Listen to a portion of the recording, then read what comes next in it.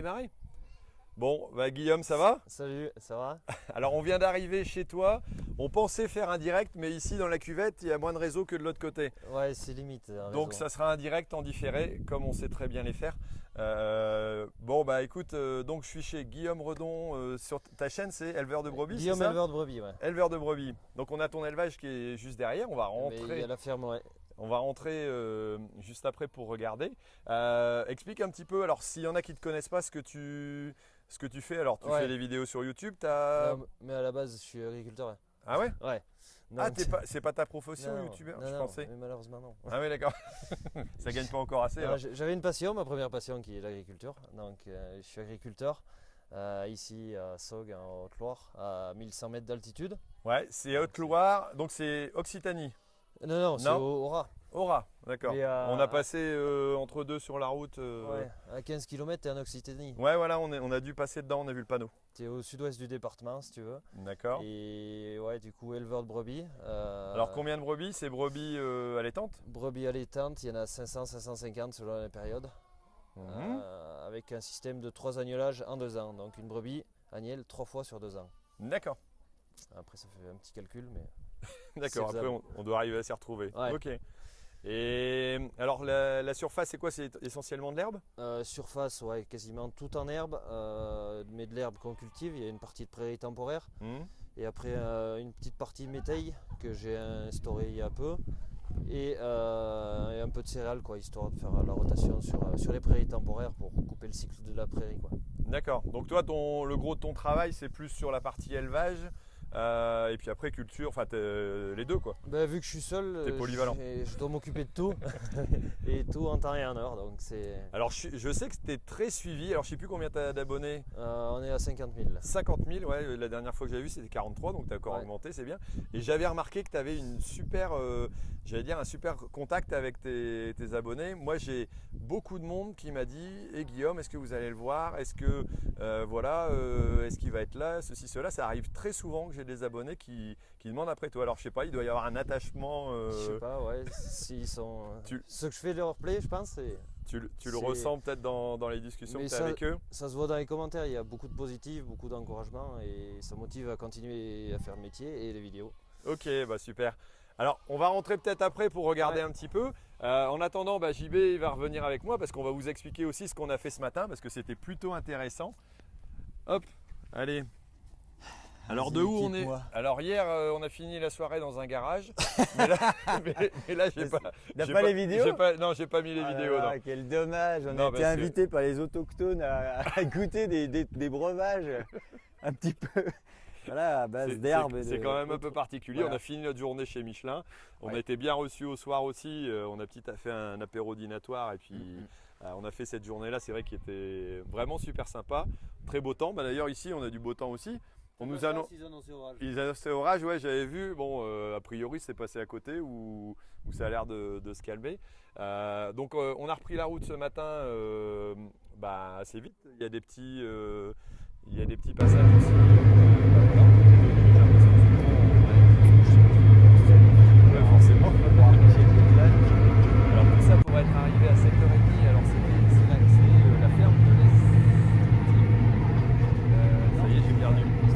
L'Estival. Donc on a vu Jean-Paul, Et Julien. Julien et puis sa dame.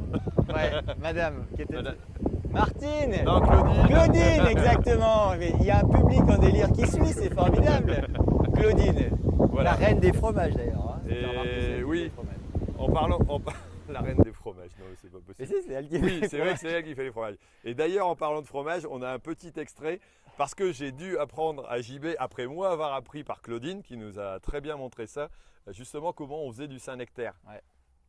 Bonne poignée. On écoute Maïté. Tu le enfermes bien, tu retournes, tu mets la petite étiquette qui va bien, On remet du sel. tu remets la barre poignée. Pour la de sel. Vegas. Voilà, bien autour hein, parce que sinon le dessus il va pas être beau. Tu prends le cerclage, tu remets bien le linceul, le tissu. Voilà, alors c'était un petit extrait, mais ça, on a tout enregistré. Je pense qu'on va avoir un superbe reportage. On était avec Eternit ce matin. On va faire, je pense, un super reportage de cette visite. Super intéressant. Julien et ses parents, hein. Vraiment une très belle ferme située juste en haut. Dans un cadre magnifique. Dans un cadre magnifique. Au pied d'un volcan. Au pied d'un volcan, ouais, on n'a pas les images, ça vous les aurez, mais on a quand même été grimper en haut du volcan. Bon, c'est pas hyper haut, mais c'est quand même une belle petite colline. Et on a mis le tracteur dans le cratère, juste pour le fun, quoi. Voilà, parce que c'est assez rare, donc du coup, on s'est fait plaisir. Et on avait une vue, mais magnifique en fait. Ils ont un cadre de vie exceptionnel. Hein. Ouais. En tout cas, quand on y vient comme ça, l'hiver, Voilà. c'est peut-être pas la même. L'hiver, ouais, parce Mais que là, ça doit être un c'était, peu enneigé. super. Et évidemment, on recommande d'aller chez eux parce qu'ils ont eu une médaille. Une médaille de bronze au concours agricole Ouais. Voilà, du salon d'agriculture. Et nous, on de l'a Paris. dégusté et c'est vrai qu'il est très bon ce Saint-Nectaire. Le Saint-Nectaire avec une petite tranche de pain dans le café le matin, Voilà. c'était extraordinaire. Un vieux réflexe du Nord. Voilà. C'est ça. Bon, Mais il trouvait ça trop fade justement, tu vois. Le maroilles, lui, ça prend bien la bouche. Là il se dit, oh, c'est facile, tu vois. c'était bon. léger. Et puis c'était du Cantal qu'on a eu avec Et aussi. du Cantal. Ou du Salers. Du Salers. Salers. Oh là là, du Salers. Salers. Salers. Ok. Voilà, il y en a, ouais, il y a en tout cas pas mal de choix et c'est vrai que c'était plutôt sympa. Demain, on se dirige sur Puy-en-Velay. Oui. On va aller on va se promener. se promener au Puy-en-Velay. Je crois qu'il y a une fan que tu dois voir. D'accord. aussi, sur la route. Ok. On va faire quelques images effectivement sur le Puy-en-Velay. Puis après, on va reprendre la route. Il y a beaucoup Pour de aller routes. voir de la méthanisation. On va aller voir lundi. Gaël. Ouais. Et Faire un petit mardi, tour. Gaël, Gaël ouais. Blard, agriculteur bio. Voilà. Ouais. Et puis d'autres agriculteurs qui se sont rajoutés sur Oui. le parcours. Ouais. Donc il y a encore pas mal de trucs. Bon, on va regarder un petit peu les agneaux alors. On y va. Allez, Je te redonne. je te remets le micro. Allez. Comme ça, tu vas nous expliquer un petit peu voilà ce que c'est. Avant d'aller rentrer les brebis, c'est ça? Ben, avant qu'il fasse nuit, ouais, parce qu'elles sont sur la route. D'accord. Je vais les ramener sur la route, je les fais pas manger sur la route. Non, si j'en Donc là, rajoute. tu es dans le bâtiment principal, où j'y passe le plus de temps, quoi. Oui. On t'y voit de temps en temps sur tes vidéos. On y voit, l'été j'y passe moins de temps, mais l'hiver c'est journée complète à peu près dans le bâtiment. Bon, à cette époque, il y a un lot de brebis qui dort dehors, on ira peut-être les voir. Et il y a les mères qui allaitent les agneaux qui sont là. D'accord. Donc agneaux qui sont nés au mois d'août, pendant ce temps qu'on faisait nos foins d'excellente qualité, pendant ce temps qu'on faisait nos regains et notre moisson. Donc impeccable. On Il y a était des pas à la journées où bourre. tu finis à pas d'heure quoi. Je sais pas si on les attaquait, je sais pas si on les finissait même des fois. Ah bon? C'était presque du non-stop, Voilà. infernal. Du coup, voilà. Donc tout ce qui est alimentation, naissance, sevrage. Donc déjà, ouais, je vais attaquer par la base. On a une race spécifique, la blanche du Massif central. Donc le berceau de la race, c'est la petite région, la Margeride. Et là, on s'y situe en plein. Ça déborde aussi sur la Lozère. Et donc cette BMC, on a ce qu'on a. Je sais plus ce que je voulais dire. Donc grâce à cette race de brebis, je vends mes agneaux en IGP, indication géographique protégée, et Lovel. Donc ce label, cet IGP rayonne sur la région, sur le département de la Lozère et gravite sur les cantons limitrophes de la Lozère. Ce qui fait que je suis éligible à cet IGP. Et ces agneaux sont essentiellement consommés dans la région parisienne, restaurant, boucherie trad, enfin plutôt du haut de gamme, quoi. Ouais, d'accord. Et on arrive à obtenir un peu une plus-value sur nos agneaux. Grâce à ça. Ok. Donc voilà. Et après, cette race-là, dans le contexte ici, elle s'adapte bien.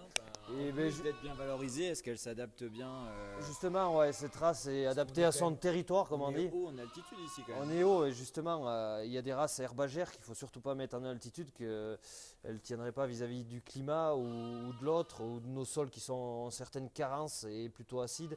Il y a des bêtes qui ne s'y adaptent pas. Du coup, la blanche, elle s'est développée et la sélection a été faite sur ce milieu en montagne, donc ça match, quoi. Pas sans problème, mais ça match. D'accord, tu arrives à faire tourner l'affaire. T'as de la musique là aussi? Donc, ouais, il y a la radio.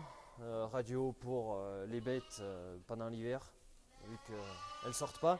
Elles sortent pas. Donc, du 15 novembre au grosso modo 15 avril, c'est les brebis qui restent dedans. Tout simplement parce qu'on a de la neige, on a du gel, on a tout ce que tu veux, du givre, du brouillard. Il n'y a pas d'air pour faire manger les bêtes dehors, donc on leur donne dedans et on les ressort au beau jour. Voilà, un peu le travail. Gros travail dans cette activité-là. Tu es tout seul, comme tu as Je dit suis tout à tout l'heure. seul donc, et du coup de mai à fin août, on s'occupe de faire les récoltes. Donc ça soit ensilage d'herbe, foin, paille, voilà tout ce qu'il y a à faire, travaux des champs. Ok. Alors, si on veut te retrouver sur les réseaux, c'est Guillaume Redon, éleveur de brebis. Non, Guillaume. c'est Guillaume éleveur de brebis. Ouais, c'est sur YouTube Guillaume éleveur de brebis, Instagram pareil, Facebook pareil Ok. et tout le reste quoi. On te retrouve là-dessus et puis on peut le suivre. Voilà, donc on a fait notre petit direct en différé. On te retrouvera aussi certainement parce qu'on va aller voir un petit peu ce que tu fais et puis rentrer tout au moins les animaux donc dans un des prochains reportages du tour. Merci de nous recevoir en tout cas. Merci à toi Et d'être puis venu. vous, on vous dit à bientôt sur les réseaux pour nous suivre la suite du parcours du Co-Farming Tour. Allez, ciao! Salut!